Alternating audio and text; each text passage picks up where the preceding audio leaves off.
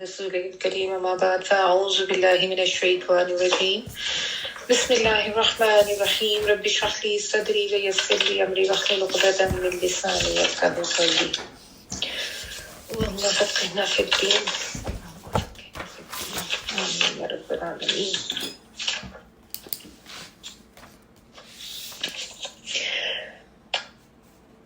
اچھا جی، آیت نمبر 26 سے ہم نے لاسٹ ٹائم کیا تھا، اور اس میں اللہ تعالیٰ نے یہ بتایا تھا کہ اللہ تعالیٰ تمہارے لیے سب ہدایت کو واضح کرنا چاہتے ہیں، سب چیزوں کو کے احکامات جو ہے کھول کھول کے تمہارے اوپر بیان کرنا چاہتے ہیں تاکہ تم ہدایت پا جاؤ، اور اللہ تعالیٰ تم پہ مہربانی کرنا چاہتے ہیں. جبکہ کچھ لوگ ایسے ہیں جو تمہیں اپنی جو کہ خواہشات کی پیروی کرتے ہیں، اور وہ تمہیں بھی اسی راستے پر چلانا چاہتے ہیں تاکہ تم بھٹک جاؤ، تم جھک جاؤ. اور اللہ تعالیٰ تمہارے سے ہلکا کرنا چاہتے ہیں بوجھ کو، اور کیونکہ اللہ تعالیٰ یہ جانتے ہیں کہ اللہ تعالیٰ نے جو یہ ظاہر اللہ تعالیٰ خالق اللہ نے تخلیق کیا تو وہ جانتے ہیں کہ انسان جو ہے وہ کمزور پیدا کیا گیا ہے. اور پھر آپس میں باطل طریقے سے مال کھانے سے منع کیا گیا، صرف تجارت کو جائز قرار دیا گیا، اور یہ کہا گیا کہ آپ آپس میں اپنی جانوں کو قتل نہ کرو. اور اس کے بھی میں نے آپ کو 2-3 جو مفہوم تھے وہ بتا دیے تھے. اور پھر یہ بھی بتایا گیا کہ اللہ تعالیٰ نے جو سارے احکامات دیے ہیں، اگر کوئی ظلم، زیادتی، سرکشی کے رویے کے ساتھ ایسا کرے گا، یعنی جانتے بوجھتے اللہ تعالیٰ کی حدود کو توڑے گا، تو اللہ تعالیٰ کی طرف سے پھر اس کو عذاب دیا جائے گا، آگ میں ڈالا جائے گا. اور یہ بھی اللہ تعالیٰ نے بتا دی کہ یہ کرنا اللہ تعالیٰ کے لیے کوئی مشکل نہیں ہے، بہت آسان ہے. یعنی وہ یہ نہ سمجھے کہ اللہ تعالیٰ تو بہت رحیم ہے تو یہ سوچ سوچ کے گناہ کرتے جائے، تو ایسی بات نہیں ہے. اللہ تعالیٰ پکڑ بھی کرنے والے ہیں. پھر کبائر کے بارے میں بتایا گیا کہ تم کبائر یعنی کبیرہ گناہوں سے بچ جاؤ، تو اللہ تعالیٰ نے یہ فرمایا کہ میں تم سے تمہاری جو سیئات یعنی جو تمہارے صغیرہ گناہ ہیں ان کو میں معاف کر دوں گا، اور میں تمہیں جنت میں داخل کر دوں گا. اور پھر ایک بہت اہم بات جو اللہ تعالیٰ نے بتائی کہ تم میں سے ایک کو جو دوسرے پہ فضیلت دی گئی ہے اس کی تمنا ہرگز نہ کرو. مردوں کے لیے ان کا حصہ جو وہ کمائے اس کا حصہ ہے، اور عورتوں کے لیے اس میں حصہ ہے جو وہ کمائے. ٹھیک ہے، اور اللہ تعالیٰ سے اس کا سوال طلب کرو، بے شک اللہ تعالیٰ ہر چیز کو جاننے والے ہیں. یہ بہت امپورٹنٹ آیت تھی جس میں ایک بہت اہم اصول اللہ تعالیٰ نے بتایا تھا، اور اس کے اوپر ضرور آپ تھوڑا سا جو ہے نا ریفلیکٹ کریں، غور کریں کہ اللہ تعالیٰ نے جس دنیا میں لوگوں میں تقسیم کی ہے اپنے حکمت سے، اپنے فیصلے سے، اپنی رضا سے، اپنی منشا سے، جو بھی اللہ تعالیٰ جس کے لیے بہتر سمجھتے تھے اس کے مطابق کیا ہے، تو اس لیے اس کے اوپر کوئی اعتراض نہ کرے کہ ایسا کیوں کیا ہے. کیونکہ ظاہر ہے اعتراض کرنے کا مطلب یہ کہ آپ اللہ کے فیصلوں اور اس کی حکمت کو چیلنج کر رہے ہیں، جو کہ نہیں ہونا چاہیے. ٹھیک ہے، اور یہ بھی نہیں ہونا چاہیے کہ کسی کے پاس اللہ تعالیٰ کی کوئی نعمت دے کے انسان اس سے اس طرح سے حسد کرنا شروع کر دے اور اس کی نعمت کے چھن جانے کی خواہش کرے گی، یا تو مجھے مل جائے یا اس سے کم از کم ضرور چھن جائے. اگر انسان کو کسی چیز کی خواہش ہے تو اللہ تعالیٰ سے اس کا سوال کر لے، جس اللہ تعالیٰ نے ساتھ ہی آگے آیت میں بتا دیا کہ اللہ تعالیٰ سے مانگ لو. یہ اس میں کوئی حرج نہیں ہے کہ آپ اللہ تعالیٰ سے اپنے لیے کچھ طلب کریں، لیکن حرج جو ہے وہ اس چیز پہ ہے کہ کسی کی چیز دیکھ کے اس سے اتنا پریشان ہو جانا، اتنا حسد کرنا، اور یہ چاہنا کہ اس کے پاس یہ کیوں ہے، اس سے یہ چلی جائے اور یا یہ مجھے مل جائے. یہ چیز غلط ہے. اس کا مطلب یہ کہ انسان اللہ کے فیصلوں پر راضی نہیں ہے. ٹھیک ہے نا، اور ایسے کرنے والے لوگ جو ہے نا وہ بہت بے چین رہتے ہیں، کبھی بھی مطمئن نہیں ہوتے. تو یہ دھیان رکھنا چاہیے کہ ہمارے اوپر بھی اللہ تعالیٰ کا بہت سا فضل و کرم ہوتا ہے، لیکن جو حاسد ہوتا ہے نا اس کی نظر اللہ کی ان نعمتوں کی طرف نہیں ہوتی جو اللہ تعالیٰ نے اس کو دی ہوتی ہیں، جو اللہ کا فضل اس کے اوپر ہوتا ہے. اس کی نظر ہمیشہ اسی پہ رہتی ہے جو دوسروں کے پاس ہے. ٹھیک ہے، یہیں سے ساری خرابی کا آغاز ہوتا ہے.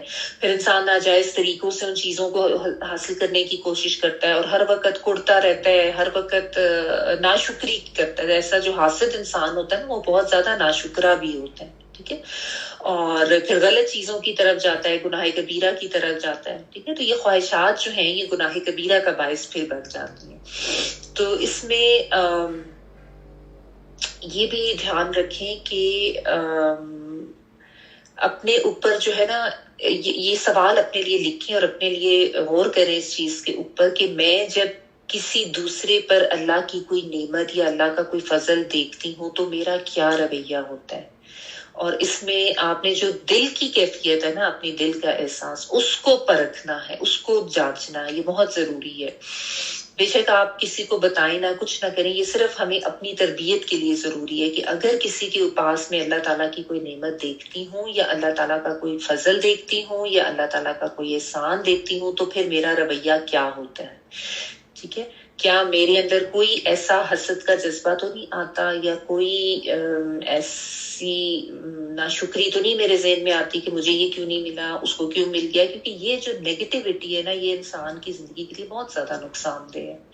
اور ظاہر انسان کی اس دنیا کی زندگی کے لیے بھی نقصان دہ ہے کہ انسان پریشان ہو کے سرتا پھرتا رہتا ہے، اپنے گھر کا سکون برباد کرتا ہے اور پھر ناشکری کر کر کے اپنے لیے ظاہرہ جو اگلی دنیا کی زندگی یا آخرت کی زندگی اس کو بھی برباد کرتا رہتا ہے. ٹھیک ہے نا. تو جب بھی کسی کے اوپر اللہ کا فضل دیکھیں، اللہ کی کوئی نعمت کسی کے پاس دیکھیں تو اس کے لیے دعا کریں کہ اللہ تعالیٰ اس میں اس کے لیے برکت کرے اور خوش ہوں. اور کوئی ایسا جذبہ جو ہے وہ انسان کے اندر نہیں آنا چاہیے. اس لیے میں یہ کہہ رہی ہوں کہ اپنے آپ کو جج کرنا بہت ضروری ہے. اپنے انالیسس کریں، اپنا تجزیہ کریں کہ میری کیا فیلنگز ہوتی ہیں جب میں کسی کے گھر میں کوئی اچھی چیز دیکھتی ہوں. عموماً ہوتا ہے نا، آپ کسی کے گھر گئے، کوئی نیا فرنیچر دیکھ لیا یا کسی نے کوئی نئی گاڑی دیکھ لی یا کسی نے ایون نئے اچھے کپڑے پہنے ہیں یا کوئی ایسی گیجٹ ایسا لے لیا ہے کوئی ایکسپینسو سا، تو اس کو دیکھ کے لوگ پریشان ہو جاتے ہیں اور ان کو سمجھ نہیں آ رہی ہوتی کہ وہ کیا کرے اور تعریف منہ سے نہیں نکل رہی ہوتی. جب آپ تعریف کرتے ہیں نا تو خود ہی ایک وہ جو جذبہ ہے نا اس کو اوور کم کرنے میں مدد ملتی ہے. تو اگر کوئی ایسی بات ہے کسی کے اندر کہ کسی کی کوئی چیز دیکھ کے جو ہے وہ دل میں ایک بے چینی سی آ جاتی ہے یا پریشانی ہو جاتی ہے نا، تو اس کا مطلب یہ ہے کہ دل صاف نہیں ہے، آپ کا دل پیور نہیں ہے. اس دل کو صاف کرنے کی ضرورت ہے، پیور کرنے کی ضرورت ہے. دل جو ہے نا بہت ہی زیادہ تنگ ہے اور نظر بھی بہت زیادہ تنگ ہے ایسے لوگوں کی جو کسی کے پاس کوئی نعمت دیکھ کے پریشان ہو جاتے ہیں. بعض لوگوں کا یہ بھی معاملہ ہوتا ہے کہ ان کے سامنے اگر کسی دوسرے کی کسی چیز کی تعریف ہو رہی ہوتی ہے تو وہ سخت بے چین ہو جاتے ہیں کہ اور ان سے برداشت نہیں ہوتا کہ اس کی تعریف کیسے ہو رہی ہے. کسی کی کھانے پینے کی چیز کی، کوئی کسی نے کوئی ڈش بنائی تھی یا کسی کی کپڑوں کی یا کسی کی پرسنالٹی کی یا کسی بھی چیز کی، تو وہ پریشان ہو جاتے، ان سے برداشت نہیں ہوتا. تو یہ چیز جو ہے نا، یہ انسان کو سمجھ نہیں آتی کہ یہ بڑی چھوٹی سی چیز جس کو انسان نظر انداز کر رہا ہوتا ہے اور وہ دھیان نہیں دے رہا ہوتا ہے. اور آپ کو پتا ہے کہ جس طرح اس کے بارے میں بتایا گیا کہ یہ ایسے کھا جاتا ہے حسد نیکیوں کو جیسے آگ سوکھی لکڑیوں کو کھا جاتی ہے. انسان کو پتہ ہی نہیں چلتا کہ اس کے سارے نیک اعمال اس طرح سے ضائع ہو رہے ہوتے ہیں. تو میں اس لیے اس چیز کو دوبارہ ڈسکس کر رہی ہوں. آلدو لاسٹ ویک ہم نے یہ آیت کر لی تھی کہ یہ بہت زیادہ اہم چیز ہے سمجھنے کی اور غور کرنے کی اور اپنے اوپر نا ہر وقت انالیسس اپنے کرنے کی اور اپنے اوپر کڑی نظر رکھنے کی. ہم عموماً لوگوں کو جج کرتے رہتے ہیں، ان کے انالیسس کرتے رہتے ہیں، خود پہ نظر نہیں کرتے. تو یہ جو چیز ہے نا، اس کو تو بہت زیادہ اپنے اوپر غور کریں اور اپنا محاسبہ خود کریں. یہ کہ میں جب کسی دوسری سوال لکھیں اپنے پاس آپ سب لوگ کہ میں جب کسی کے اوپر اللہ کی کوئی نعمت یا فضل دیکھتی ہوں تو میرے دل میں کیا جذبہ آتا ہے یا میرے کیا احساسات ہوتے ہیں. اور اگر کبھی بھی آپ کو ایسے لگے کہ کسی کو کوئی دیکھ کے تو فوراً تعوذ بھی پڑھیں کہ شیطان بھی ہے جو اس طرف لے کے جاتا ہے، اور فوراً اس انسان کے لیے برکت کی دعا کریں گے، آپ کی نظر بھی نہ لگے اس کو. ٹھیک ہے. اور اس کو کہیں کہ وہ چیز بہت اچھی ہے، اس کی تعریف کریں. اور اسی طریقے سے نا اپنے آپ سے یہ چیز ختم کرنے کی کوشش کریں اور اپنے آپ کو ٹھیک کرنے کی کوشش کریں. کیونکہ یہ چیز شیطان بہت زیادہ ڈرتا ہے، کیونکہ اس کے ساتھ ساتھ آپ بہت زیادہ ناشکری بھی کر رہے تھے اور ناشکری اللہ تعالیٰ کو بہت ناپسند ہے. ٹھیک ہے.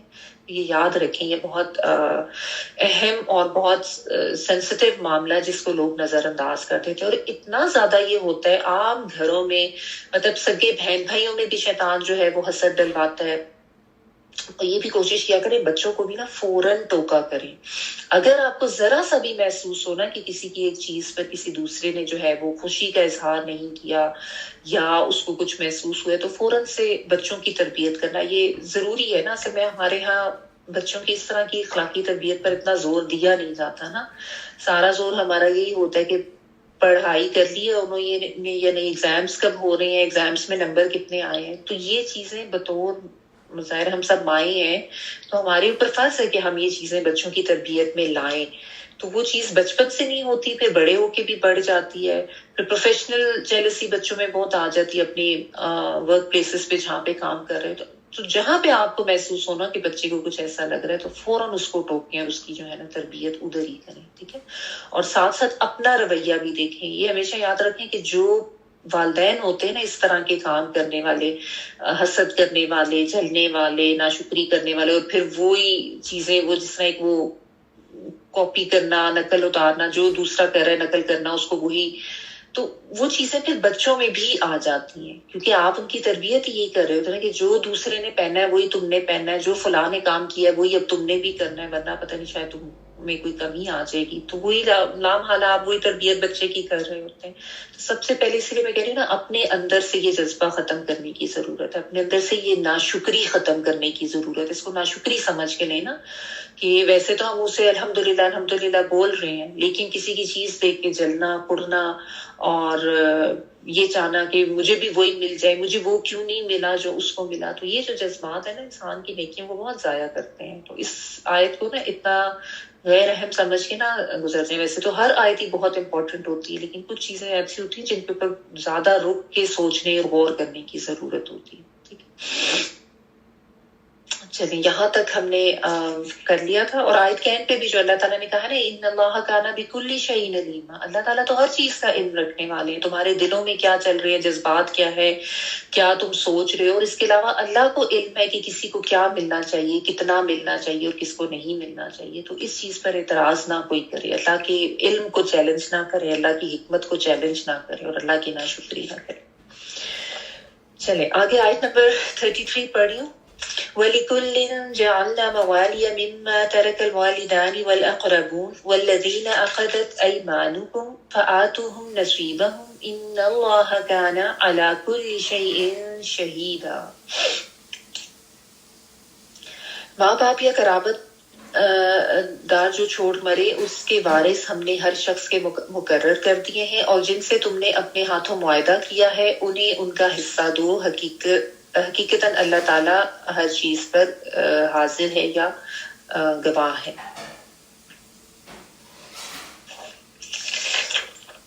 وَلِكُلِّ اور لیے ہر ایک کے, جعلنا بنا دیے ہم نے, جعلنا بنانا نون الف ہم کے لیے آتا ہے. موالیہ جو ہے نا واو لام یا وہی ولی والا اس کا روٹ ورڈ ہے, اور موالی جو ہے اس کا مطلب وارث, حقدار. یہ مختلف معنوں میں آتا ہے نا. ویسے تو جس طرح ولی جو ہے وہ مددگار کے معنوں میں بھی آتا ہے, اللہ تعالیٰ کے لیے بھی آتا ہے کہ اللہ تعالیٰ سب کے والی ہیں. وارث کے معنوں میں بھی آتا ہے, دوست کے معنوں میں بھی آتا ہے ولی. اس کے علاوہ یہ آزاد کردہ غلام کے لیے بھی آتا ہے کہ جب اپنے غلام کو آزاد کر دیتا ہے تو ان کے درمیان پھر ولا کا رشتہ ہو جاتا ہے. اور ویسے بھی دو لوگوں کے درمیان جو قریبی تعلقات ہوتا ہے اس کے لیے بھی ولا کا ورڈ آتا ہے. اس کے علاوہ ولی الامر بھی آتا ہے جو کسی معاملات کا کوئی انچارج جو ہو, جو مینج کر رہا ہوتا ہے. ٹھیک ہے نا. تو اس طرح سے یہ مختلف معنوں میں ہے. یہاں پہ یہ وارث یا جو وراثت کے جو حقدار ہوتے ہیں نا اس کے معنوں میں ہے. مما اس میں سے جو ترکا چھوڑ گئے, الوالدان یعنی والدین, والاقربون اور قریبی رشتے دار. قرب کافرہ باز کا روٹ ورڈ پہ تو قرب سے اقرب زیادہ قریبی رشتے دار. والذین اور وہ لوگ عقدت جن سے گرہ باندھ لی گئی. عقد جو ہے وہ گرہ کو کہتے ہیں. ٹھیک ہے. عین پاپ دال یہی اس کا روٹ ورڈ ہے. مطلب یہ کہ کوئی معاہدہ ہو جانا, کوئی بات طے ہو جانا. ایمانکم تمہارے داہنے ہاتھوں نے, یعنی تمہارے دائنے ہاتھوں نے جو گرہ باندھ لی ہے جن لوگوں سے, ان کے لیے ان کے بارے میں بات ہو رہی ہے. اسی لیے جو پیچھے قدرت ہے نا اس میں تا آ رہی ہے جو مونس کی ہے تا, کیونکہ آگے 2 ہاتھوں کا ذکر ہے نا. میں نے آپ کو پہلے بھی ایک دفعہ بتایا تھا کہ جو جسمانی اعضاء جو جوڑے کی شکل میں ہوتے ہیں نا ان کے لیے مونس اس کو کنسیڈر کیا جاتا ہے. تو ایمان جو ہے یا میم نون اس کا روٹ ورڈ ہے, یہ دائنے ہاتھوں کے لیے ہے. ٹھیک ہے, یمین جو ہے ایمانکم تمہارے داہنے ہاتھ, فآتوہم تو دو ان کو, نصیبہم نون صاد با جو ہے یہ حصے کے لیے آتا ہے, حصہ ان کا. ان اللہ بے شک اللہ تعالیٰ کانا ہے علی اوپر, کلی ہر شیء ان چیز کے, شہیدن شین ہا دا جو ہے یہ حاضر ہونا, گواہ ہونا. تو شہیدن یعنی گواہ ہونا, یہ آپ کہہ لیں گے نگران کے معنوں میں ہے بیسیکلی یہ, کہ اللہ تعالیٰ ہر چیز کو دیکھ رہے ہیں, ہر چیز پہ نظر رکھے ہوئے. اچھا, تو یہاں پہ دوبارہ سے آپ دیکھ لیں کہ کوئی وراثت کے حوالے سے بات ہے. یہ جو آیت ہے نا اس کے بارے میں علماء کی مختلف رائے ہیں. ٹھیک ہے, اور رائے جو ہے وہ اس طرح کی ہے. کچھ جو ہے وہ یہ کہتے ہیں کہ اس آیت میں جو بات کی گئی ہے کہ جن سے جو حصہ طے ہوا ان کو دے دو, یہ مطلب آیت جو ہے نا اس کو بعض لوگ جو ہے وہ منسوخ قرار دیتے ہیں اور کہتے ہیں کہ بعد میں جب جو آیت آ گئی تھی سورۃ الانفال میں, تو جو وہ اصل میں ہوا یہ تھا کہ آپ سب کو پتہ ہی کہ جب مدینہ ہجرت کر کے آئے تھے تو مواخات ہوئی تھی نا, اور اس مواخات میں نبی صلی اللہ علیہ وسلم نے ایک ایک انصار اور ایک ایک مہاجر جو ہے ان کو ایک دوسرے کا وہ بھائی بھائی بنا دیا تھا, اور وہ بہت زیادہ حد تک تھا, یعنی اتنی زیادہ اخوت ان کے درمیان ہوئی تھی کہ وہ وراثت کے بھی حصے دار ہو جاتے تھے. ٹھیک ہے, لیکن یہ ایک عارضی حکم تھا, عارضی اس کا یعنی آپ کہہ لیں معاملہ تھا.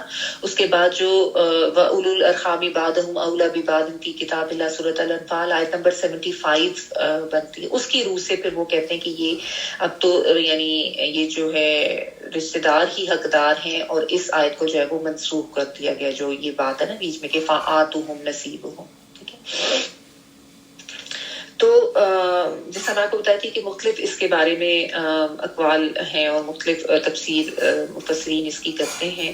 تو ایک تو یہی ہے کہ اللہ تعالیٰ اس میں وراثت کے حصوں کے اوپر دوبارہ سے بات کر کے یہ کہہ رہے ہیں کہ ہم نے ہر وارث کا حصہ جو ہے وہ مقرر کر دیا ہے, چاہے اس کے والدین چھوڑ کے جا رہے ہیں یا قریبی رشتے دار چھوڑ کے جا رہے ہیں, یعنی اس کے اوپر اب کوئی بات نہیں ہے. تو اگر یعنی کوئی اس قسم کے معاملات تھے, آپ کو یہ بھی میں نے بتایا تھا کہ عرب میں نا ایک یہ بھی معاملہ ہوتا تھا کہ جب کسی کے ساتھ ہوتا تھا نا بہت زیادہ یہ ولا کا اور دوستی کا بہت زیادہ رشتہ کر لیتے تھے نا, تو اس میں وہ قسم کھا کے کہہ دیتے تھے کہ تمہاری جان میری جان, تمہارا مال میرا مال, اس طرح سے. پھر وہ اگر ان میں سے کوئی ایک, اگر فرض کریں کسی کو ایک نے کوئی لڑائی میں کسی نے قتل کر دیا تو وہ پھر اس کا بدلہ بھی لیتا تھا, اور پھر اس کے مال کا بھی وارث وہی بنتا تھا. اس حد تک ایک دوسرے کے وہ پھر حقدار بن جاتے تھے, اور جو اصل جو رشتے دار ہوتے تھے وہ ان کو کچھ نہیں ملتا تھا. اس کے علاوہ جو متبنہ جو لے پالک جو اولاد ہوتی تھی اس کو بھی وہ لوگ اپنی سگی اولاد کی طرح سمجھتے تھے, اور اس کا بھی وراثت میں وہ حصہ رکھتے تھے, اور جو دوسرے دیگر جو سگے رشتے دار ہوتے تھے ان کو محروم کر دیا جاتا تھا. تو یہ ساری چیزیں بھی جو تھیں وہ اللہ تعالیٰ نے ختم کر دی تھی. یہ بھی غلط طریقے تھے. ٹھیک ہے, اور یہ فرما دیا کہ جن لوگوں سے تمہارے کوئی گرہ باندھ لی گئی ہے اس طرح کی, یعنی ایسا کوئی معاملہ جیسے میں آپ کو مواخات کا کہہ رہی ہوں کہ وہ ہوا تھا, تو ان کو ان کا حصہ دے دو. ٹھیک ہے نا, تو جو مفسرین یہ کہتے ہیں کہ بعد میں یہ منسوخ ہو گیا تھا, کیونکہ اب صرف خونی رشتے جو ہیں وہ وراثت کے حقدار ہیں. اب اللہ تعالیٰ نے یہ چیز بالکل ختم کر دی کہ جو دینا ہے وہ صرف یعنی مرنے کے بعد جو جائیداد جو تقسیم ہوگی وہ صرف خونی رشتے داروں میں ہی ہوگی. ٹھیک ہے, کہا یہ جو ہے نا کہ جن سے کچھ بھی لیا ہے یا کسی بھی طرح کا ان سے کوئی معاہدہ طے پایا ہے نا, ان کو تم نے اب اپنی زندگی میں دینا ضروری ہے. ٹھیک ہے نا, مطلب یا اگر فرض کریں کسی سے کوئی قرض وغیرہ لیا ہوا تھا تو کوئی ایسا معاملہ طے ہوا تھا تو وہ تو ضرور دینا ہے. وہ یہ کہتے ہیں کہ یہ آیت منسوخ نہیں ہے, یہ بس ایک تو وراثت کا بتا دیا گیا کہ حصے جو ہے وہ مقرر ہو گئے کہ ہاں اگر کسی کا کوئی دینا باقی ہے تو وہ تم اس میں سے نکالو گے. جس طرح کہ آپ نے وراثت کے جو احکامات ہیں وہ تو کافی ڈیٹیل میں پڑھ لیے کہ جب تقسیم ہوگی تو قرض وغیرہ جو ہے دینا اس کی کتنی زیادہ اہمیت ہے وہ ضرور دیا جائے گا. ٹھیک ہے, اور یہ بھی کہ اگر کسی نے اپنی زندگی میں ہی کسی سے کچھ طے کیا ہوا ہے تو وہ ان کو ضرور دینا ہے. ٹھیک ہے. اچھا, بعض نے اس سے یہ بھی کہا کہ میاں بیوی کا جو عقد نکاح ہے نا, یہ اس کے بارے میں کہا گیا ہے کہ ویسے تو جو والدین یا اقربون خونی رشتہ ہوتا ہے, لیکن میاں بیوی میں کوئی خونی رشتہ تو نہیں ہوتا, لیکن یہ نکاح کے تحت یعنی وہ گرہ باندھ لینے کے تحت ایک ایسا مضبوط رشتہ ہو جاتا ہے کہ وہ ایک دوسرے کے وارث بن جاتے ہیں. ٹھیک ہے نا. تو ظاہر آیت میں مختلف مفاہیم کی گنجائش ہے, تو اس کے لحاظ سے اس کی مختلف طرح کی تفسیر جو ہے وہ کی گئی ہیں. بہرحال بات یہ ہے کہ اللہ تعالیٰ نگران ہے, اللہ تعالیٰ گواہ ہے, اور اگر کوئی بھی اس قسم کا کوئی غلط کام کرتا ہے تو وہ اللہ تعالیٰ کی پکڑ سے نہیں بچ سکتا. ٹھیک ہے نا. چاہے ہم اس کو اس لحاظ سے لیں کہ یہ آیت جو ہے, جو مفسرین کہتے ہیں کہ اس کا یہ پارٹ منسوخ ہے, بس اس میں صرف یہی بتایا جا رہا ہے کہ اب جو ہے وہ بس یعنی جو حصے مقرر ہیں وہی لیے جائیں گے. ٹھیک ہے. اور یا اگر آپ اس کو دوسرے معنوں میں لیں جو میں نے بتایا, بہرحال اللہ تعالیٰ جو ہے وہ سب کچھ دیکھ لیں. کسی کے ساتھ تمہارا کوئی معاہدہ تھا, اب تم اسے مکر رہے ہو, زیادتی کر رہے ہو, ناانصافی کر رہے ہو, تو وہ بھی اللہ تعالیٰ دیکھ رہے ہیں. اگر جو وراثت کی تقسیم ہو رہی ہے جو اللہ تعالیٰ نے بتائی ہے اس کے تحت نہیں ہو رہی تو اس پہ بھی ظاہر اللہ تعالیٰ کی پکڑ تمہارے اوپر ہے, اور اللہ تعالیٰ دیکھ رہے ہیں سب کچھ. تو یہ نہیں کوئی سمجھے کہ کوئی کسی قسم کا بھی غلط کام کر کے اللہ تعالیٰ کی پکڑ سے بچ جائے گا. ٹھیک ہے. تو یہ آپ یاد رکھیں کہ اس سے جو مواخات ہے وہ بھی مراد لی گئی ہے کہ اس کو منسوخ کر دیا گیا, اور اس سے ویسے بھی ان جنرل جو معاملہ ہے وہ بھی لیا گیا ہے. ٹھیک ہے. اور عقد جو ہے اس کو بھی لیا گیا ہے. اوکے.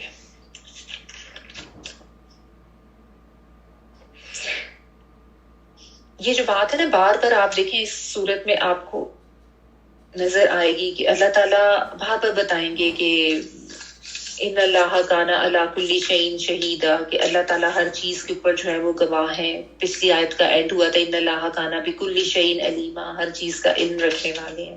کیونکہ اس صورت میں احکامات بھی اس طرح کے ہیں نا کہ اتنے اہم, اور جن میں بہت زیادہ ہیرا پھیری کی جاتی ہے, اور بہت زیادہ حق مارا جاتا ہے, تلفی کی جاتی ہے, بہت زیادہ ظلم کیا جاتا ہے.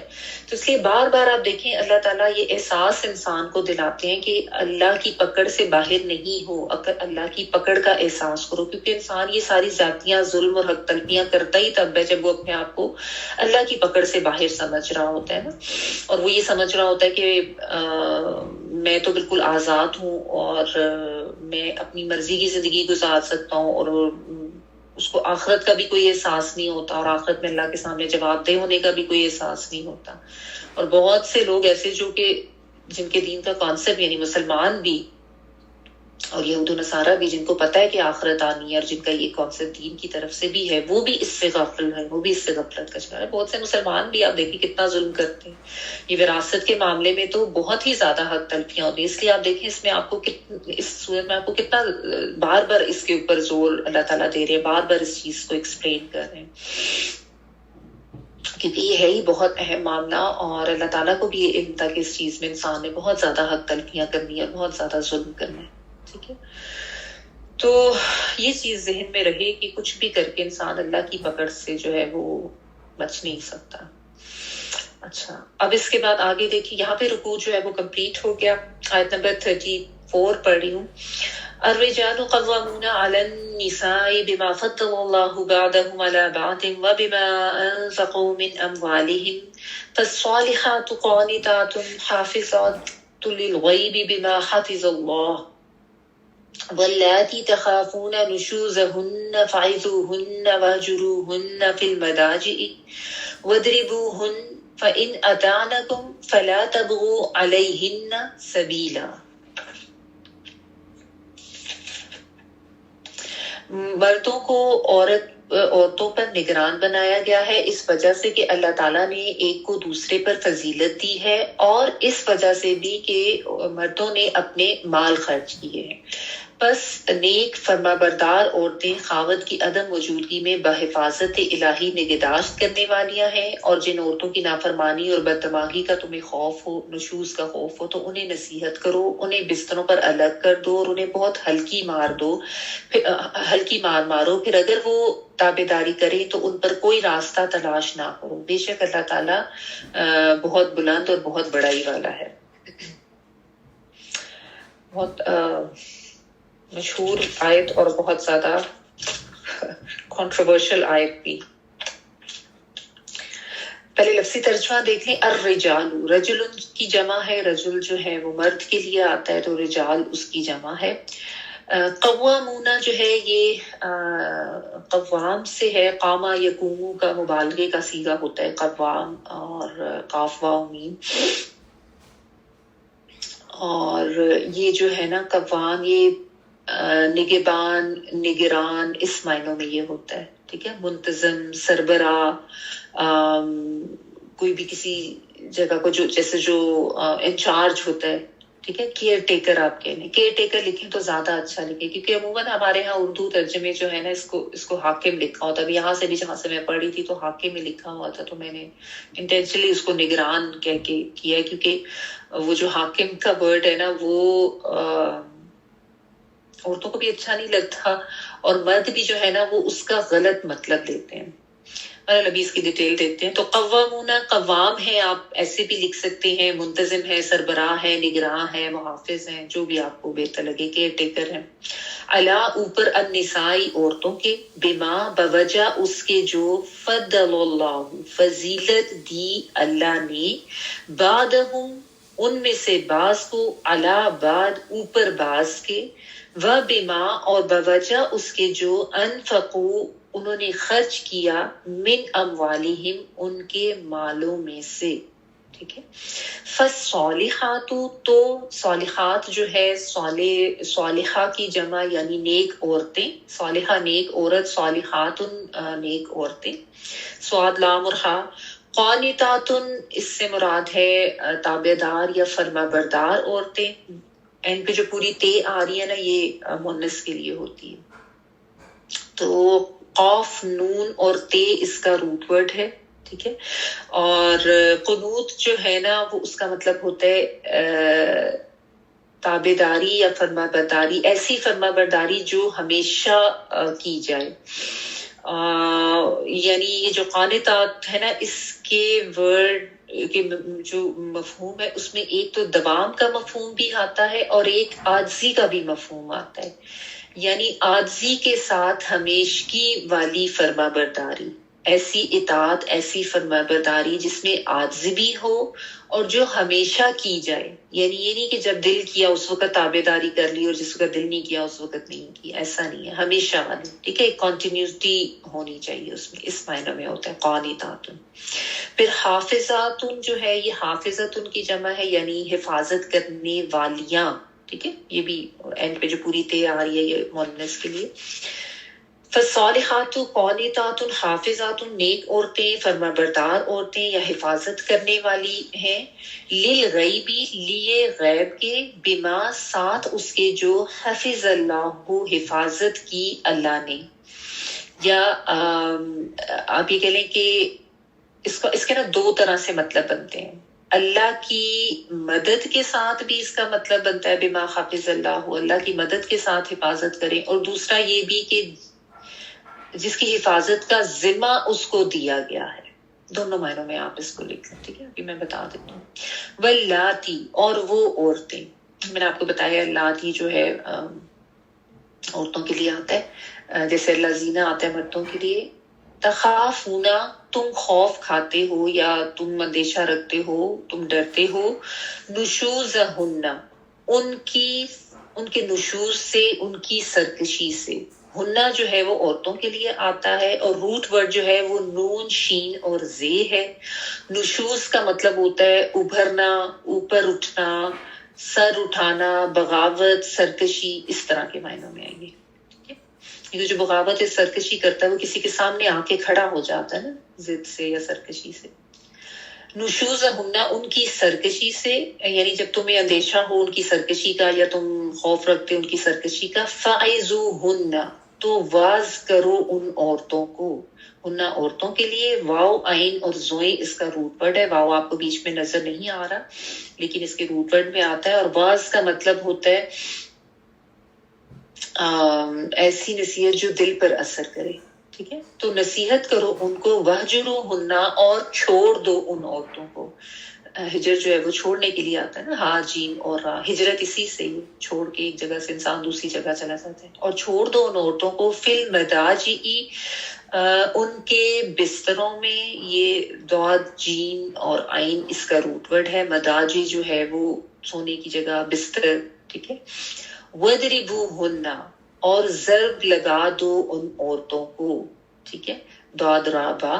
فَإِن پھر اگر اطعنکم وہ اطاعت کریں تمہاری، توئیں واو اور عین، اگر وہ فرما برداری کریں تمہاری. فلا تو نہیں، تبغوا تم تلاش کرو.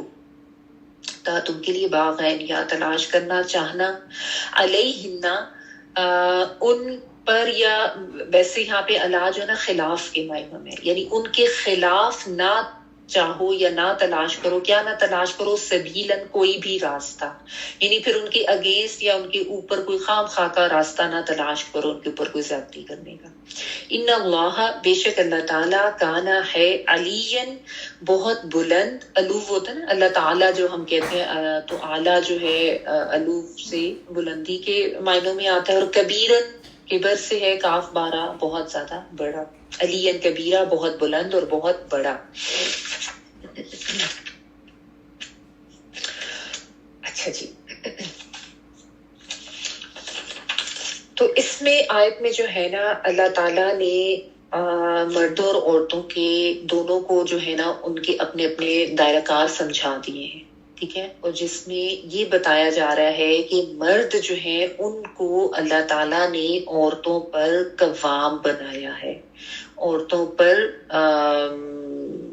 کیئر ٹیکر بنایا ہے، ان کا نگران بنایا ہے، سربراہ بنایا ہے. ٹھیک ہے، پھر آگے اللہ تعالیٰ نے اس کی ریزنز بھی بتا دی ہیں. تو جو جیسا میں نے آپ کو بتایا کہ قوام جو ہے مبالغے کا صیغہ ہے، اور جس طرح جیسے کوئی بھی کمپنی یا کوئی گروپ آف پیپل یا کوئی ادارہ ہوتا ہے، جب اس کے اوپر بھی ہم دیکھتے ہیں نا کہ ایک سی او ہوتا ہے یا کوئی ڈائریکٹر ہوتا ہے یا سپروائزر، جو بھی مختلف قسم کی ڈیزگنیشن یا جو بھی ان کے لیے نام یوز ہوتے ہیں، وہ کیوں ایک رکھا جاتا ہے کہ اس سارے ادارے کا جو ایک انتظام ہے وہ کسی ایک کے ہاتھ میں اوپر ہونا چاہیے، جو کہ اوپر سے کیئر ٹیکر ہو، نگران ہو، جو نظر رکھے سب کے اوپر، سب کا سرپرست ہو. ٹھیک ہے نا، کسی کا انچارج ہو، سنبھالنے والا ہو. کیونکہ آپ دیکھیں کہیں پہ بھی کچھ لوگ اگر مل کے کوئی کام کرتے ہیں نا تو اس کا احسن طریقہ یہی ہوتا ہے کہ یا بہترین صورت اس کی تبھی ہو سکتی ہے جب ایک شخص ان کے اوپر کوئی نگران کی حیثیت سے ہو. ٹھیک ہے، کیوں؟ تاکہ ڈسپلن قائم رکھا جائے نا. اگر کوئی اوپر سے کوئی نگرانی کرنے والا نہیں ہوگا تو ڈسپلن قائم نہیں رہ سکتا. آپ ایک گھر کا معاملہ دیکھ لیں، اگر ماں جو ہے نہیں ہو نگرانی کے لیے یا باپ نگرانی کے لیے تو بچوں میں ڈسپلن نہیں رہ سکتا. ایک کلاس میں آپ دیکھیں جب ٹیچر چلی جاتی ہے تھوڑی دیر کے لیے کلاس سے باہر تو بچے کیا کرنا شروع کر دیتے ہیں؟ شور مچانا شروع کرتے ہیں، لڑنا جھگڑنا شروع کرتے ہیں. سارا ڈسپلن 5 منٹ کے لیے بھی ٹیچر کہیں باہر جاتی ہے تو وہ ڈسپلن جو ہے وہ آؤٹ ہو جاتا ہے. اور اسی طرح اسکول میں ویسے بھی اوپر آپ دیکھیں ایک پرنسپل یا کوئی ہیڈ ہوتا ہے جو کہ نگران ہوتا ہے. آپ اسکول لے لیں، یونیورسٹی لے لیں، کالج لے لیں، آفیسز لے لیں، کہیں پہ بھی جو ہے کہیں پہ لوگ جہاں پہ اکٹھے مل کے کوئی کام کر رہے ہوتے ہیں تو وہ اس آرگنائزیشن میں، اس انسٹیٹیوشن میں کوئی نہ کوئی اوپر ایک انچارج ہوتا ہے جس کے ذمہ جو ہے وہ تھوڑی ایکسٹرا ذمہ داریاں ہوتی ہیں، اور اس نے پھر نگرانی بھی کرنی ہوتی ہے، یعنی اس نے سپروائز بھی کرنا ہوتا ہے، اس نے پھر حفاظت بھی کرنی ہوتی ہے، یعنی وہ محافظ بھی ہوتا ہے. اس کی بہت زیادہ ایکسٹرا رسپانسبلٹیز ہوتی ہیں. اور پھر رسپانسبلٹیز کے حوالے سے ظاہر ہے وہ آنسریبل بھی ہوتا ہے کہ اس کے اوپر بہت زیادہ ذمہ داریاں ہوتی ہیں. جو جتنے گروپ کے اوپر انچارج ہوتا ہے وہ اپنے سے بڑے کے آگے اس چیز کے لیے آنسریبل ہوتا ہے. ٹھیک ہے, تو یہ تو ہر طرح کا کہیں پہ بھی کوئی انسٹیٹیوٹ ہے, کوئی ادارہ ہے, اس کا نظام چلانے کے لیے سربراہ کا ہونا ضروری ہوتا ہے. ٹھیک ہے نا. تو یہ کیسے ہو سکتا تھا کہ ہمارے دین میں جب ایک اتنی اہم بات کی گئی کہ مرد اور عورت نکاح کے رشتے سے آپس میں منسلک ہوں اور پھر وہ معاشرے کا ایک یونٹ بن جاتے ہیں, ایک خاندان کا نظام پھر وہ چلائیں, تو وہاں پہ پھر اللہ تعالیٰ اس طرح کا کوئی حکم نہ دیتے جس سے کہ جو ہے وہ ڈسپلن قائم رہے. یہ کیسے ہو سکتا کہ اللہ تعالیٰ اس اتنے اہم ادارے کو, جو معاشرے کا اتنا اہم ادارہ ہے, ایک خاندان, اس کو بغیر کسی سربراہ کے چھوڑ دیتے. ہمارے دین میں تو یہاں تک حکم ہے کہ 2 مرد بھی اگر اکٹھے نماز پڑھ رہے ہیں نا, تو اس میں بھی امام بنانے کی تلقین ہے کہ ایک جو ہے وہ امام بن جائے گا اور دوسرا, یا 3-4 ہیں تو اس میں بھی ایسا کہ اکٹھے ہو کر ایک امام کی اقتداء میں جو ہے وہ نماز پڑھے. اور اس میں بھی پھر یہ دیکھا جاتا ہے امام کہ کس کو زیادہ صحیح طریقے سے امامت کرنا آتی ہے. اگر دونوں کو آتی ہے تو کس کو زیادہ قرآن جو ہے وہ حفظ ہے, زیادہ یاد ہے. تو اس طرح سے اس کی بھی کنڈیشنز ہوتی ہیں. تو اللہ تعالیٰ نے یہاں پہ یہ بتایا ہے کہ اللہ تعالیٰ نے مردوں کو عورتوں پر قوام بنایا ہے, یعنی سربراہ بنایا ہے, نگران بنایا ہے. بالخصوص اس میں جو بات ہو رہی ہے وہ ایک خاندانی یونٹ کے حوالے سے, یعنی مرد اور عورت کے حوالے سے بات ہو رہی ہے. لیکن یہ بالعموم بھی ایک بات ہے, یہ نصیحت ہے کہ جو بھی مرد ہیں ان کو, ان کے اندر یہ ایک احساس ہونا چاہیے کہ اللہ تعالیٰ نے ان کو کیئر ٹیکر بنایا ہے. جیسا سورۃ البقرہ میں آپ نے علیہن درجہ پڑھا تھا, اس طرح سے. ٹھیک ہے نا. یہاں پہ بھی قامہ اللہ کی بات آ رہی ہے, اللہ کے صیغے کے ساتھ. وہ ایک اوپر ہونا یا انچارج ہونا یا سربراہ منتظم ہونا, اس طرح کا اس کا مفہوم بنتا ہے. تو ویسے تو دیکھیں گھر میں جو باپ ہے یا بھائی ہے, یہ تو چلے رشتے ہو گئے نا, انہوں نے تو ہونا ہی ہے. اس کے علاوہ بھی میں بات یہ کریں کہ ان جنرل بھی یہ احساس ایک مرد کو ہونا چاہیے کہ اگر کہیں پہ کوئی عورت جو اس کی رشتہ دار نہیں بھی ہے وہ نظر آ رہی ہے, تو اس کا مطلب یہ نہیں ہے کہ وہ اس کے اوپر غلط نظر ڈالے یا اس کے ساتھ کوئی غلط حرکت کرنے کی کوشش کرے. یہ چیز جو ہے نا, یہ اس لیے نہیں ہمارے یہاں سمجھی جاتی کیونکہ ہمارے یہاں عموماً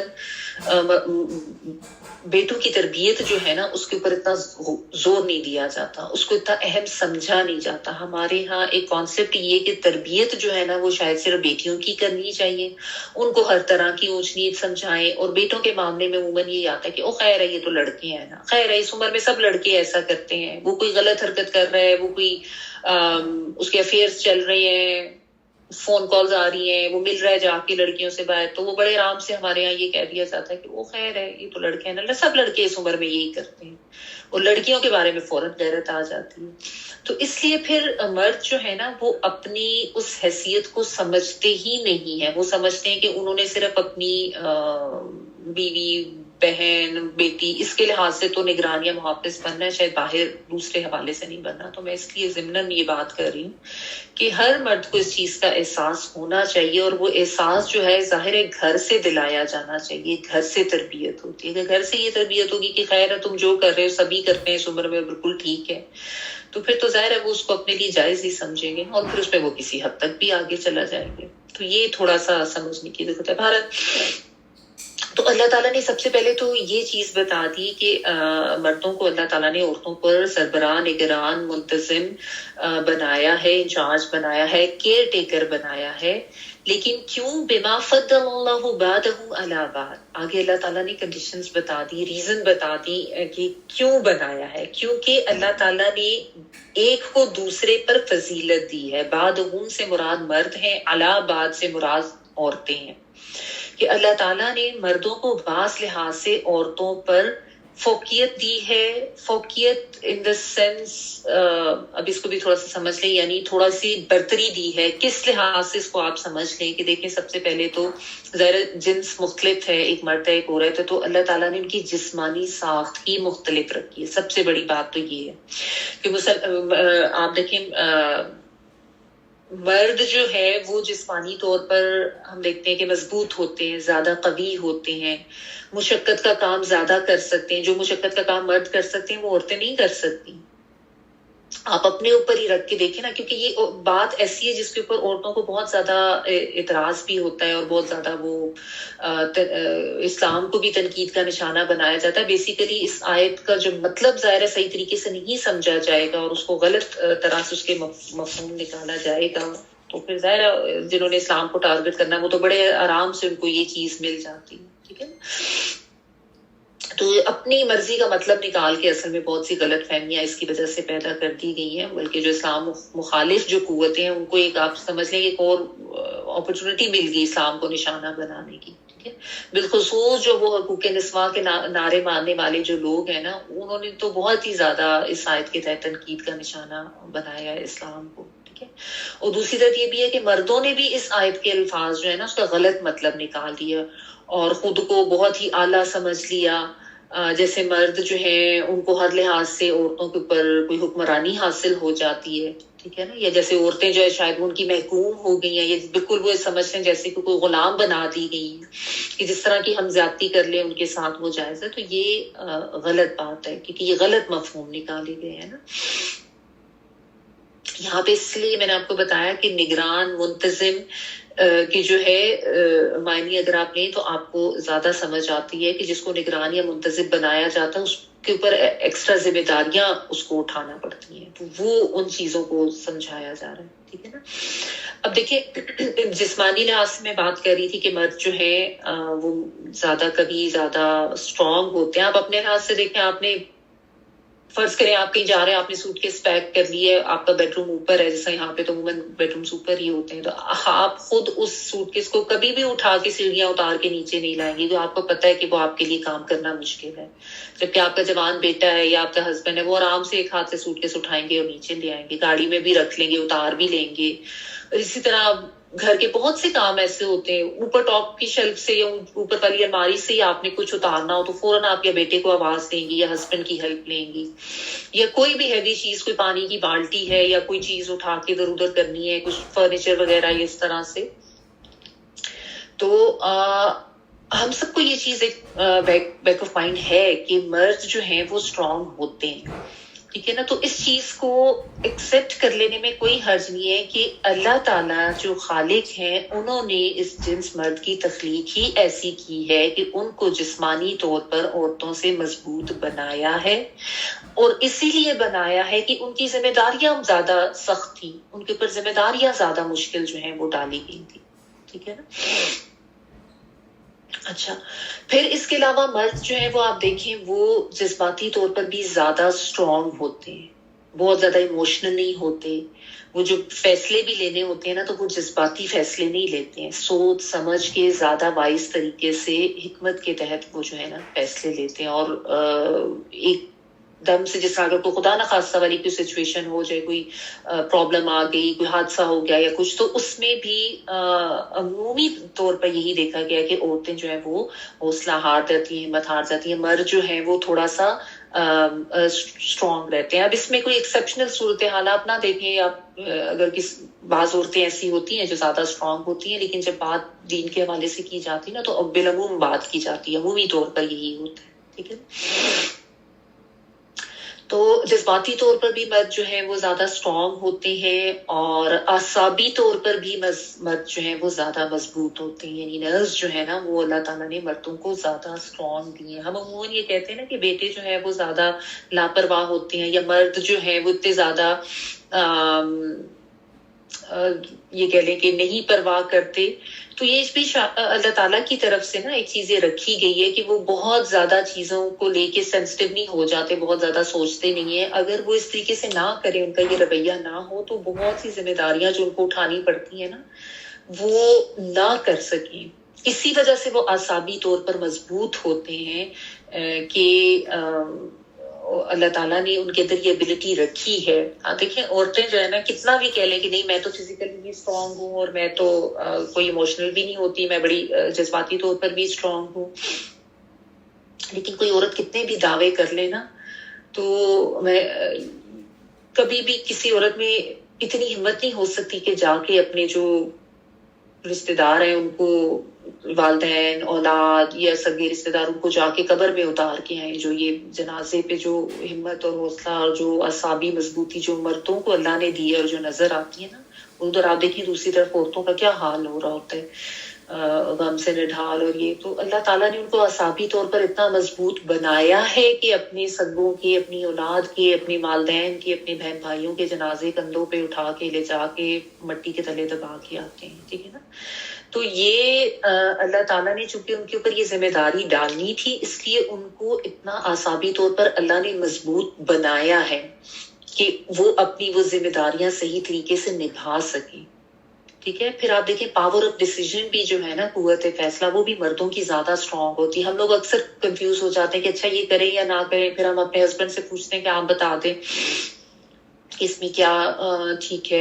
हमसे तो छोटी सी चीज भी बाज़ दफा डिसाइड नहीं हो रही होती, और वैसे भी कभी कोई एकदम क्विक डिसीजन लेने की जब सूरत हाल आती है ना, तो आप खुद भी नोट करेंगे, जिनके घर में बेटे और बेटियां दोनों है ना, आप नोट करेंगे कि बेटे जो है वो जल्दी डिसाइड कर लेते हैं अमूमी तौर पर। मैं इसीलिए साथ साथ ही कह रही हूँ, बिलअमूम ये होता है, आप नोट करेंगे कि उनके डिसीजंस क्विक होते हैं, और औरतें जो है उनके डिसीजन थोड़े से डिलेट होते हैं, थोड़ा सा वो कंफ्यूज भी हो जाए। और इसमें देखें कोई मैं ये ना समझे कि कोई औरतों की कोई मैं तहकीर कर रही हूँ या कोई उनकी कोई बुराई बयान की जा रही है, ये सिर्फ जो डिफरेंस है दोनों जिन्सों में, मैं उसको एक्सप्लेन कर रही हूँ।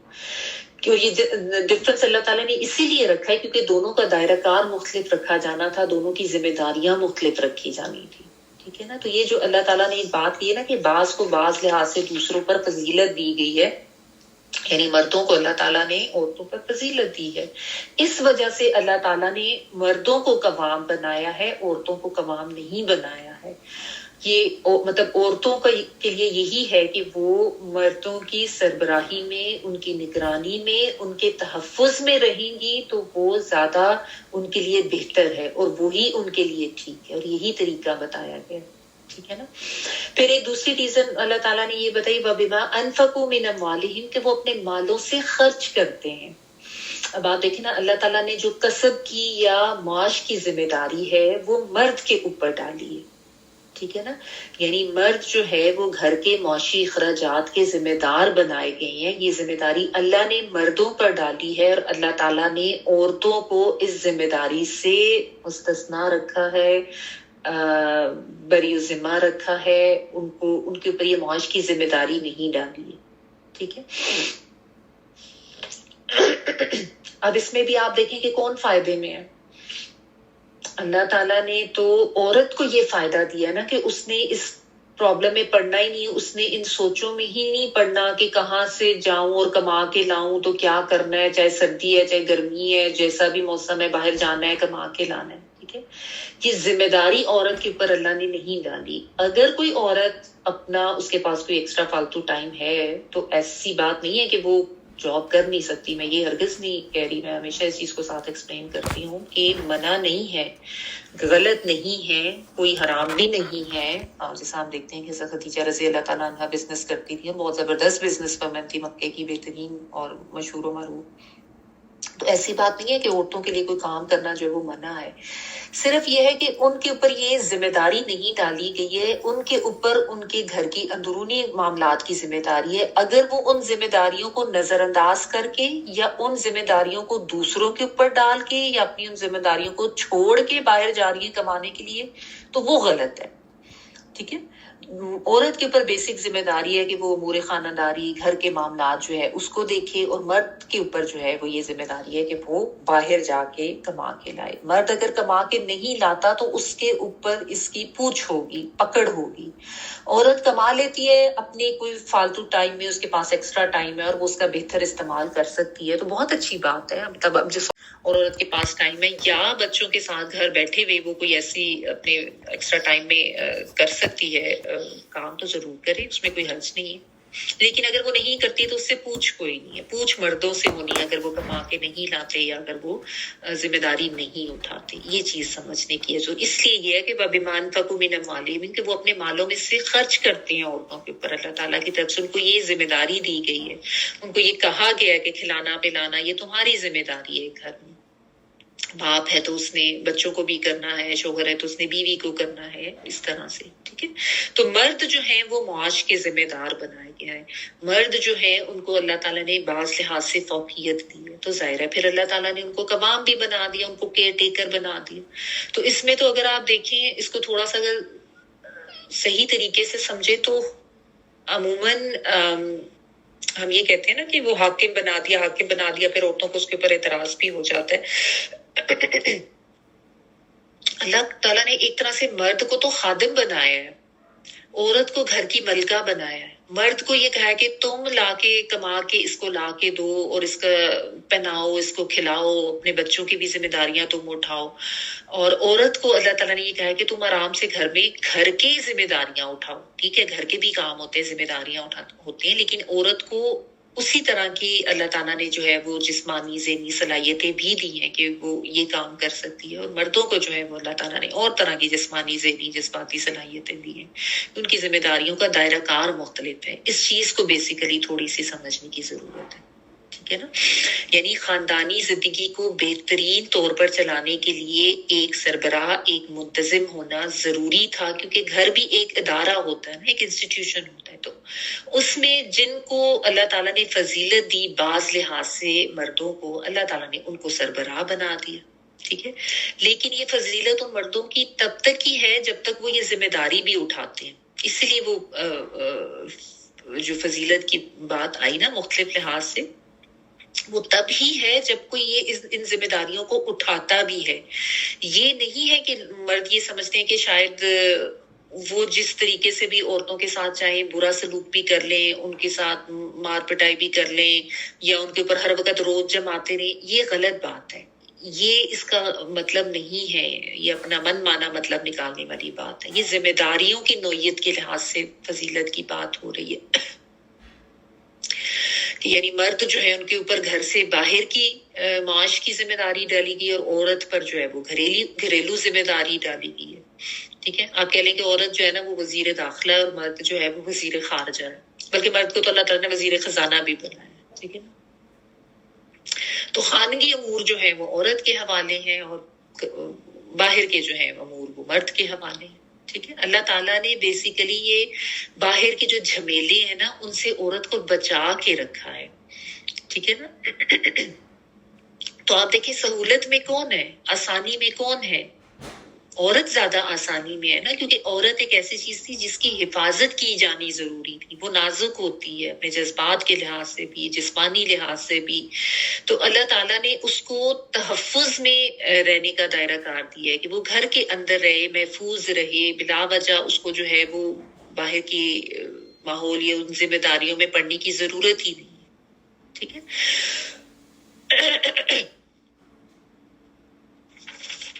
اچھا، پھر آگے اللہ تعالیٰ نے یہ بتایا کہ اب مردوں کی تو یہ ذمہ داری ہے، آگے عورتوں پہ بھی تو کوئی ذمہ داری آتی ہے نا، کہ ان کو جب اللہ تعالیٰ نے ان کا دائرہ کار بتایا تو انہوں نے کس طرح سے رہنا ہے اس گھر کے اندر۔ تو اس میں اللہ تعالیٰ نے بتایا کہ عورتیں جو ہیں ان کو نیک بن کر رہنا ہے، ان کو فرمانبردار بن کر رہنا ہے، اور ان کو حفاظت کرنے والا بن کر رہنا ہے، ٹھیک ہے۔ یہ ایک اچھی بیوی کی جو ہے نا یہاں پہ صفات بیان کی جا رہی ہیں کہ نیک عورتیں ہوں، یعنی صالحات ہوں، ہمیشہ فرما برداری کرنے والی ہوں، یعنی یہ نہیں کہ جب جن معاملات میں دل کیا اس میں تو کر لی فرما برداری، اور جس میں نہیں کیا اس میں چھوڑ دی، ایسی بات نہیں ہے، ٹھیک ہے۔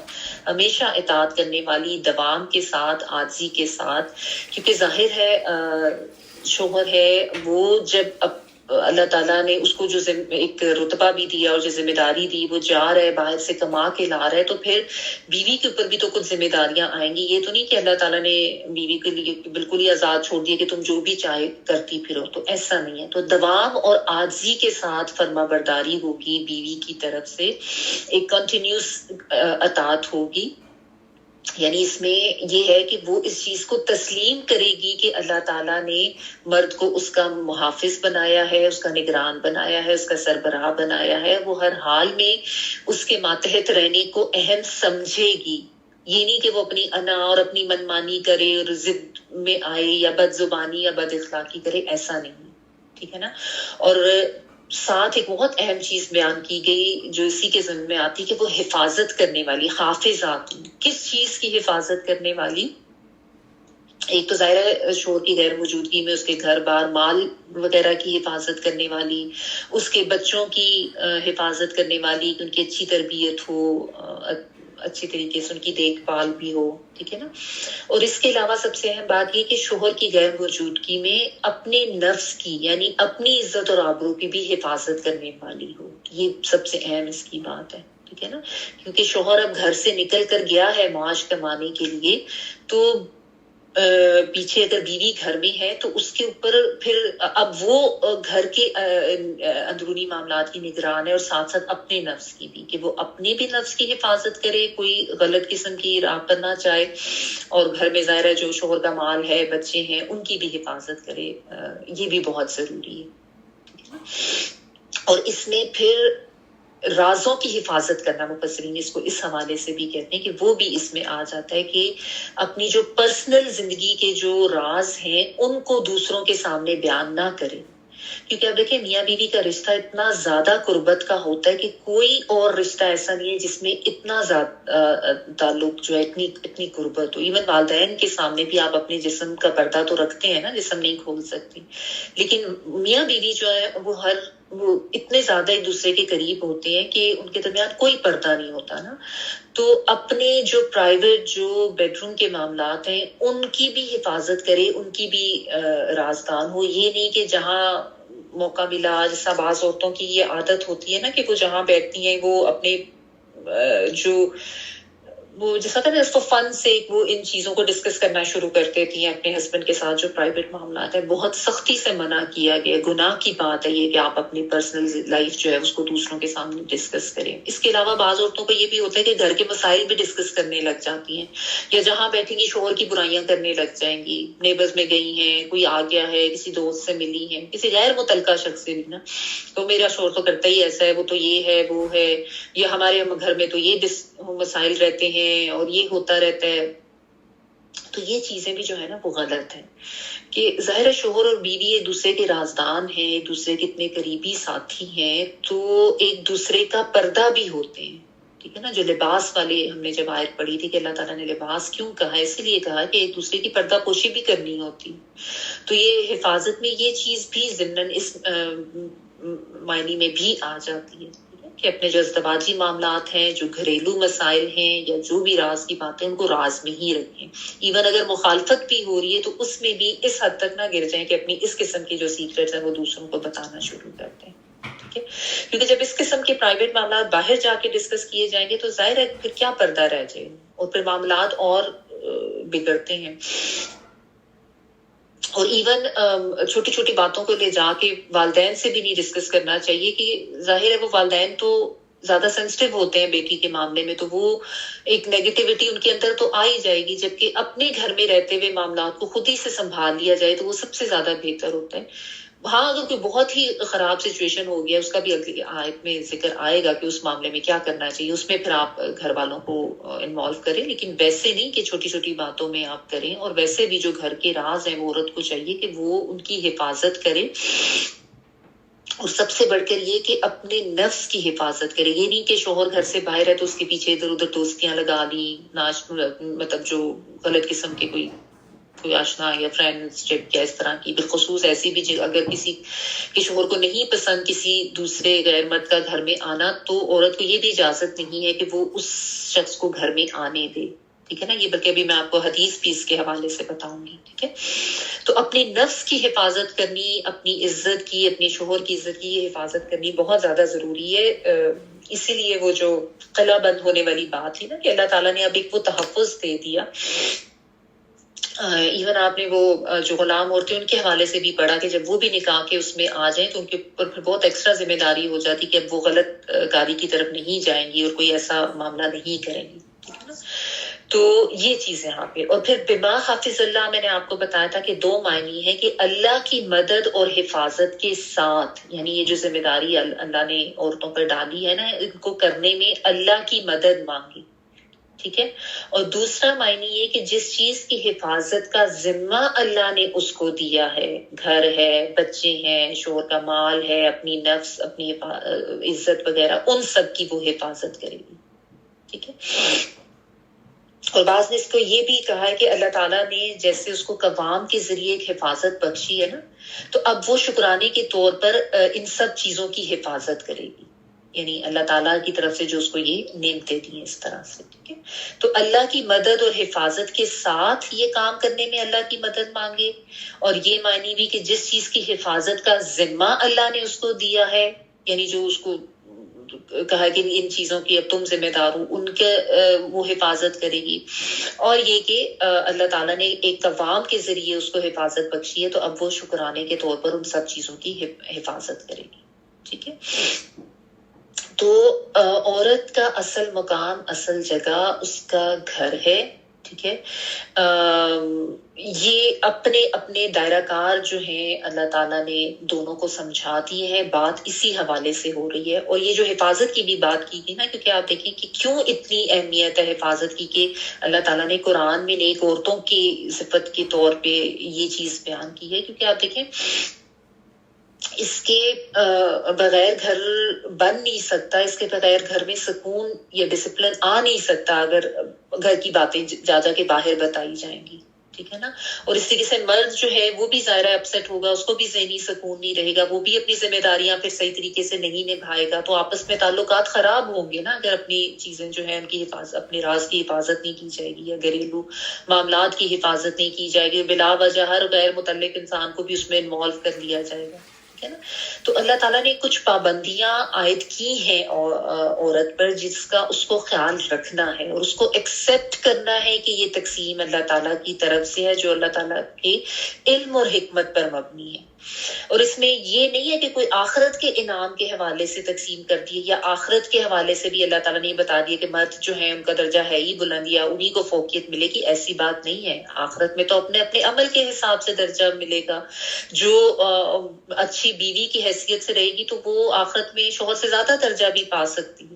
ٹھیک ہے نا.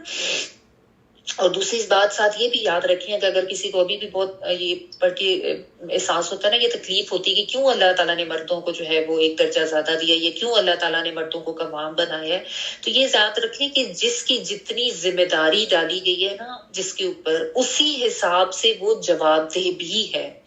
مردوں کو اللہ تعالیٰ نے زیادہ ذمہ داری دی ہے نا، تو ان کی پوچھ بھی زیادہ ہے. اگر وہ معاش کی ذمہ داری نہیں اٹھاتے، وہ کما کر نہیں لاتے، وہ نہیں لک آفٹر کرتے، تو اللہ تعالیٰ ان سے پوچھیں گے کہ تم نے یہ کیوں نہیں کیا. اور یہ بہت آسان بات نہیں ہوتی. باہر جا کے جو عورتیں جابس کرتی ہیں ان کو بہت سی چیزیں فیس کرنی پڑتی ہیں اور اس چیز کو اچھی طرح سے سمجھ سکتی ہیں. ٹھیک ہے.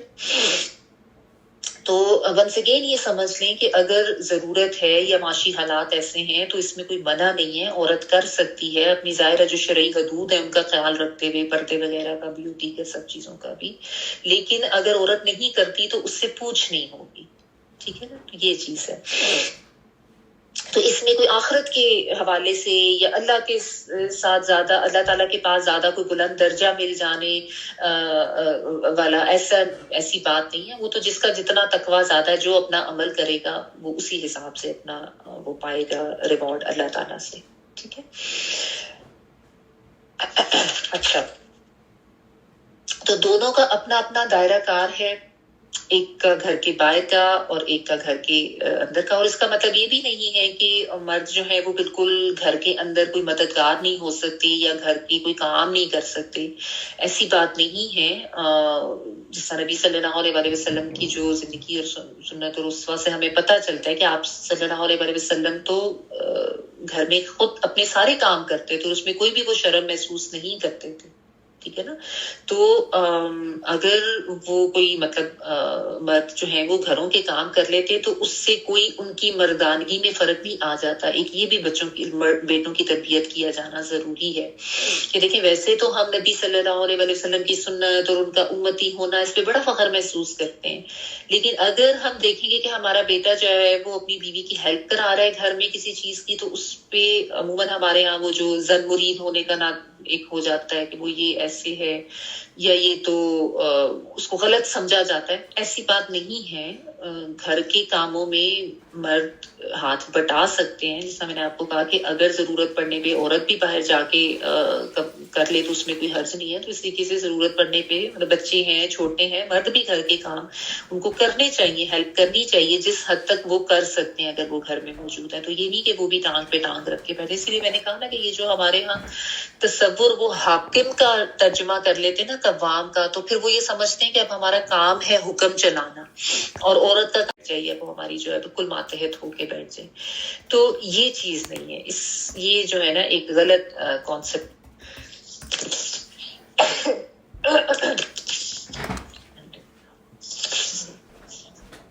تو یہ غلط کانسیپٹ ہے. اور اس میں پھر عورت جو ہے اس نے فرما برداری دکھانی ہے دوام کے ساتھ, عاجزی کے ساتھ, لیکن اس میں بھی یہ چیز یاد رکھنی ہے کہ شوہر کی اطاعت بھی تب تک کرنی ہے جب تک کہ وہ کوئی اللہ تعالیٰ کی طرف سے کسی حکم کی نافرمانی کا حکم نہ دے. یعنی گناہ یا شرک یا کسی بھی معصیت کے کاموں میں شوہر کی فرما برداری نہیں کرنی, کیونکہ جو اصول ہے وہ یہ ہے کہ خالق کی معصیت میں مخلوق کی اطاعت نہیں کرنی. کہ اب کان اطاعت کا ورڈ آ گیا تو اس کا مطلب یہ ہے کہ ہر وقت ہی اطاعت کرنی ہے تو ہر بات میں اطاعت کرنی ہے, ایسی بات نہیں ہے. اگر وہ کوئی غلط کام کرنے کا حکم دے رہا ہے کوئی, چاہے وہ شرک کے لحاظ سے ہے یا ویسے کوئی غلط کام جو اللہ کی نافرمانی کا بنتا ہے, تو اس میں پھر بیوی نے اطاعت نہیں کرنی. یہ بھی بہت زیادہ سمجھنے کی بات ہے. یہ تو نہیں ہے کہ اللہ تعالیٰ نے جائز ناجائز کا بھی جو حق ہے وہ شوہر کے ہاتھ میں دے دیا, ایسا نہیں ہے. حرام اور جو معاملات ہے اور حلال جو معاملات ہیں ان کی جو اللہ تعالیٰ نے ڈیٹیلز بتا دی ہیں اس کو کوئی کراس نہیں کر سکتا. اگر کوئی شوہر جو ہے کوئی حرام راستے کی طرف لے جانے کا حکم دیتا ہے تو وہ بات پہ بیوی نے نہیں ماننی. ٹھیک ہے نا, جائز معاملات میں اطاعت کرنی ہے, حلال میں جو اللہ تعالیٰ نے بتائے ہیں, جو اللہ تعالیٰ کی فرما برداری والی کام. ٹھیک ہے, تو یہ ہے.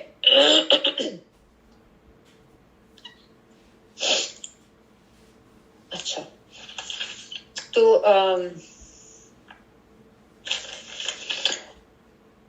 اچھا پھر ایک تو حدیث بھی میں میرے خیال میں آپ کو بتا دیتی ہوں. مومن کے لیے خوف خدا کے بعد سب سے زیادہ مفید اور باعث خیر نعمت نیک بیوی ہے کہ جب وہ اس سے کسی کام کو کہے تو وہ خوش دلی سے انجام دے, اور جب وہ اس پر نگاہ ڈالے تو وہ اس کو خوش کر دے. یعنی شوہر کی نگاہ بیوی پہ پڑی ہے تو بھی شوہر کو خوشی محسوس ہو. جب وہ اس کے بھروسے پر قسم کھا بیٹھے تو وہ اس کی قسم پوری کر دے, اور جب وہ کہیں باہر چلا جائے تو وہ اس کے پیچھے اپنی عزت اور آبرو کی حفاظت کرے, اور شوہر کے مال و اسباب کی نگرانی میں شوہر کی خیر خواہ اور وفادار رہے. اس نے ابن ماجہ کی حدیث کا مفہوم. ٹھیک ہے. اچھا, ایک اور حدیث کا مفہوم ہے کہ عورت جب 5 وقت کی نماز پڑھے, اپنے آبرو کی حفاظت کرے, اپنے شوہر کی فرما برداری کرے تو وہ جنت میں جس دروازے سے چاہے داخل ہو جائے. ٹھیک ہے. اچھا, اور یہ ہے خدا پر ایمان رکھنے والی عورت کے لیے یہ جائز نہیں کہ وہ اپنے شوہر کے گھر میں کسی ایسے شخص کو آنے کی اجازت دے جس کا آنا شوہر کو ناگوار ہو, اور وہ گھر سے ایسی صورت میں نکلے کہ جب اس کا نکلنا شوہر کو ناگوار ہو. عورت شوہر کے معاملے میں کسی دوسرے کا کہا نہ مانے. اچھا, سب ظاہر یہ بھی جائز حدود کے حوالے سے ہی بات ہو رہی ہے. اچھا, پھر ایک یہ بھی ہے بخاری مسلم کی حدیث ہے کہ جب کوئی آدمی اپنی بیوی کو اپنی ضرورت کے لیے جنسی ضرورت کے لیے بلائے اور وہ نہ آئے تو, اور اس بنا پر شوہر رات بھر اس سے خفا رہے, تو ایسی عورت پر صبح تک فرشتے لعنت کرتے ہیں.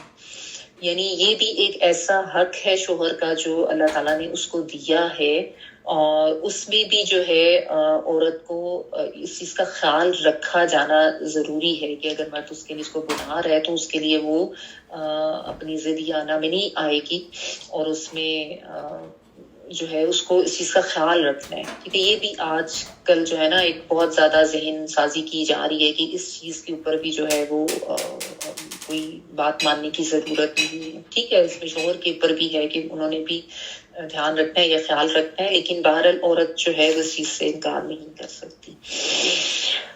اچھا، پھر ایک سنن نسائی کی حدیث کا مفہوم ہے کہ اللہ تعالیٰ قیامت کے روز اس عورت کی طرف نظر بھی اٹھا کر نہیں دیکھیں گے جو شوہر کی ناشکر گزار ہوگی، حالانکہ عورت کسی بھی وقت شوہر سے بے نیاز نہیں ہو سکتی. اچھا، پھر ایک اور بھی بڑی مشہور و معروف حدیث ہے، اس پہ بھی بہت اعتراض ہوتا ہے کہ یہ بھی صحیح حدیث ہے بالکل، کہ اگر میں کسی کو سجدہ کرنے کا حکم دینے کی اجازت ہوتی تو میں بیوی کو یہ کہتا کہ وہ شوہر کو سجدہ کرے، کیونکہ شوہر کا اپنی بیوی کے اوپر عظیم حق ہے. اس میں بھی بیسیکلی کوئی یہ کہا نہیں جا رہا یا ایسی کوئی بات نہیں ہے، ظاہر ہمیں بھی پتہ ہی ہے اس چیز کا کہ سجدہ صرف اللہ تعالیٰ کو جائز ہے، کہ صرف جو شوہر کی ایک تھوڑی اہمیت ہے یا وہی بات ہے کہ اللہ تعالیٰ نے جو اس کو درجات دیے ہیں اس کو ذرا واضح کیا جا رہا ہے، اور بیسیکلی بیویوں کو یہ بتایا جا رہا ہے کہ وہ شوہر کے ماتحت رہنے میں یا اس کے سربراہ ہونے کو قبول کریں، اس کے اوپر اعتراض نہ کریں. ٹھیک ہے نا، کیونکہ اس چیز کے اوپر بھی بہت زیادہ اعتراض لوگ کرتے ہیں. اور اچھا، اب مسئلہ پتہ کیا ہے کہ ٹائم ہو گیا ہے بالکل ختم، اور ابھی ہاف آیت رہتی ہے جو کہ بہت زیادہ امپورٹنٹ اس میں بھی بات ہے، اور میں اس کو بھی جو ہے نا وہ جلدی میں نہیں کروانا چاہ رہی، کیونکہ اس میں بھی اگر جلدیاں کی جائے نا تو پھر اس کا مطلب صحیح طریقے سے سمجھ نہیں آتا.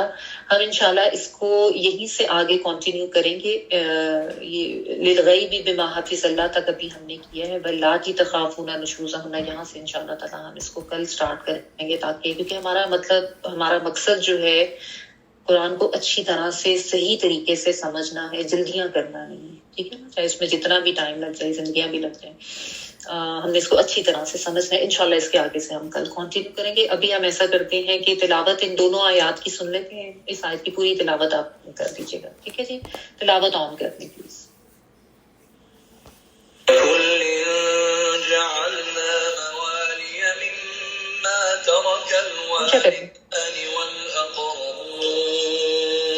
والذين عقدت أيمانكم فآتوهم نصيبهم إن الله كان على كل شيء شهيدا. الرجال قوامون على النساء بما فضل الله بعضهم على بعض وبما أنفقوا من أموالهم، فالصالحات قانتات حافظات للغيب بما حفظ الله، واللاتي تخافون نشوزهن فعظوهن واهجروهن في المضاجع واضربوهن، فإن أطعنكم فلا تبغوا عليهن سبيلا، إن الله كان عليا كبيرا. سبحانك اللهم وبحمدك نشهد ان لا اله الا انت نستغفرك ونتوب اليك. سبحان ربك رب العزة عما يصفون وسلام على المرسلين والحمد لله رب العالمين. بارك الله لي ولكم في القرآن العظيم ونفعني وإياكم بالآيات وذكر الحكيم. دعا کریں.